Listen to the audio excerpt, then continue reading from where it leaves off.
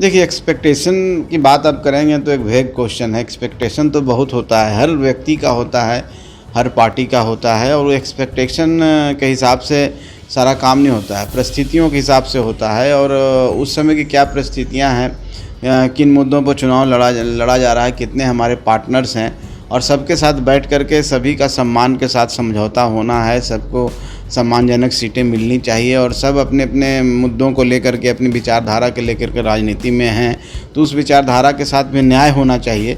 तो उसका सीट पर भी कहीं न कहीं आता है। तो हम समझते हैं कि अभी बहुत ही अर्ली है, समय आने पर इस पर बातें जब शुरू होगी और कोई कंक्लूज़न पर निकला जाएगा तो निश्चित तौर पर हम लोग आपको बताएंगे। लेकिन जहाँ तक संख्या की बात है तो हम लोग अपनी तैयारी कर रहे हैं, 243 सीट पर तैयारी कर रहे हैं, और उस हिसाब से भी तैयारी कर रहे हैं कि कुछ सीट ऐसे हैं जहाँ पर हमको अपने सहयोगियों को मदद करना है।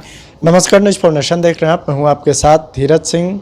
बांका में हिंदुस्तानी अवाम मोर्चा सेकुलर की राष्ट्रीय परिषद की बैठक में एक बार फिर से बिहार सरकार में मंत्री संतोष कुमार सुमन को पार्टी का राष्ट्रीय अध्यक्ष बनाया गया है। सर, इस साल चुनाव होना है, उससे पहले एक बार फिर से आपको राष्ट्रीय अध्यक्ष बनाया गया है। पहले तो संगठन की मजबूती और बिहार विधानसभा चुनाव में बेहतर प्रदर्शन की आप पर चुनौती होगी, कैसे देखते हैं इस चुनौती को? निश्चित तौर पर बहुत बड़ी जिम्मेदारी मिली है, पुनः मिली है। हम लोग की पार्टी का जो संविधान है उसके अनुसार 3 साल के अंदर में चुनाव कराने होते हैं। 2.5 साल हो गए थे और चुनावी वर्ष है, इसलिए हम लोगों ने सोचा कि एक नए सिरे से नामांकन और निर्वाचन की प्रक्रिया पूरी की जाए। मुझे मौका दोबारा मिला। मैं आदरणीय संरक्षक महोदय और पार्टी के सभी वरिष्ठ नेताओं को और जो भी उस समय थे उन सभी को मैं धन्यवाद देता हूँ। ये चुनौती बड़ी है और चुनौती है प्रूफ करने की। 25 का चुनाव हमारे पार्टी के लिए एक बड़ा चुनाव है जो हमारी पार्टी को एक नए आयाम देगा, एक नया विस्तार देगा।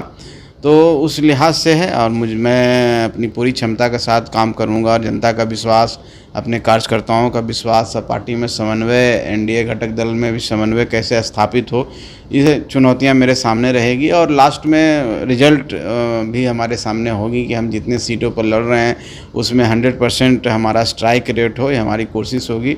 और बहुत बड़ी चुनौती है, लेकिन मैं इसका सामना करने के लिए तैयार हूँ।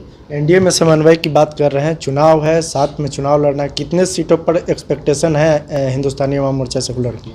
देखिए, एक्सपेक्टेशन की बात आप करेंगे तो एक वेग क्वेश्चन है। एक्सपेक्टेशन तो बहुत होता है, हर व्यक्ति का होता है, हर पार्टी का होता है, और वो एक्सपेक्टेशन के हिसाब से सारा काम नहीं होता है, परिस्थितियों के हिसाब से होता है। और उस समय की क्या परिस्थितियां हैं, किन मुद्दों पर चुनाव लड़ा जा रहा है, कितने हमारे पार्टनर्स हैं, और सबके साथ बैठ कर के सभी का सम्मान के साथ समझौता होना है। सबको सम्मानजनक सीटें मिलनी चाहिए, और सब अपने अपने मुद्दों को लेकर के, अपनी विचारधारा के लेकर के राजनीति में हैं, तो उस विचारधारा के साथ भी न्याय होना चाहिए।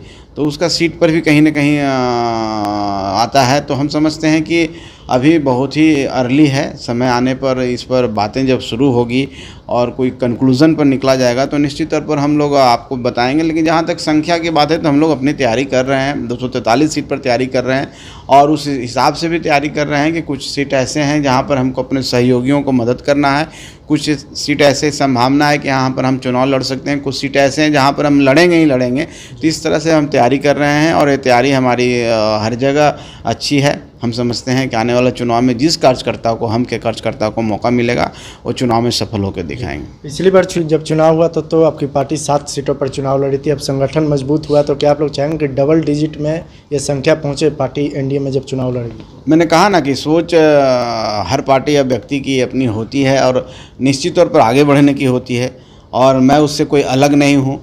और अगर मुझे राष्ट्रीय अध्यक्ष का जिम्मेवारी मिला है तो मेरे पास भी एक चुनौती है कि हम अपनी सीटों की संख्या को बढ़ाएं। जो सीट हम जीते हैं उससे कहीं ज़्यादा सीट हम जीतें, और हम बिहार में एक क्षेत्रीय पार्टी के रूप में स्थापित हों।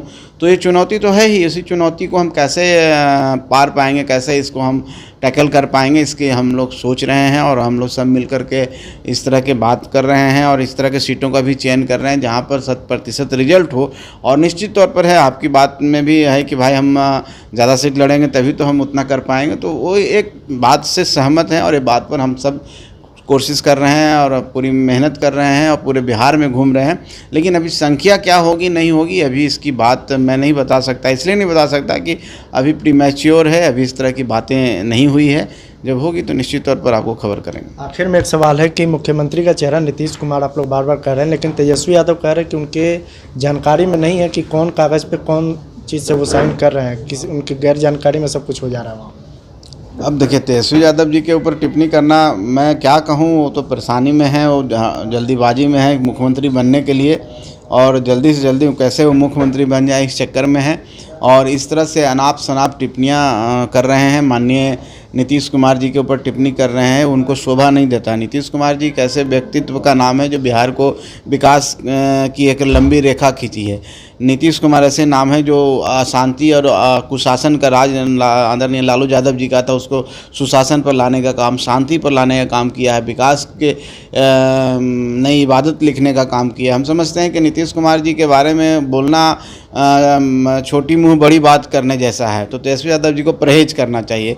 और उनके अंडर में वो डिप्टी सीएम रहे हैं, जो भी आज कुछ बोलना जान रहे हैं, जो भी आज बोल रहे हैं, किसी विषय पर बोल रहे हैं, तो माननीय नीतीश कुमार जी के देन है। उन्हीं से वो शिक्षा लेकर के इतनी बड़ी बड़ी बातें बोल रहे हैं, क्योंकि वो तो कहीं पढ़ के आए नहीं थे, राजनीति की शिक्षा लेके नहीं थे, डायरेक्ट उनको अपॉइंटमेंट हो गया था डिप्टी सीएम में। और जिस व्यक्ति को डायरेक्ट डिप्टी सीएम में अपॉइंटमेंट हुआ है, वो सीख तो नीतीश कुमार जी से ही लिए हैं। तो उन जिनसे गुरु हैं, उन गुरु को गुरु समझना चाहिए। अभी चीनी नहीं बनने का कोशिश करें, अभी बहुत चीज़ सीखना बाकी है, सीखेंगे तो उन्हीं को फ़ायदा होगा। बहुत बहुत धन्यवाद। ये हम सेकुलर के राष्ट्रीय अध्यक्ष और बिहार सरकार में मंत्री संतोष सुमन जी। दिल्ली से न्यूज़ 4 नेशन के लिए मैं धीरज सिंह।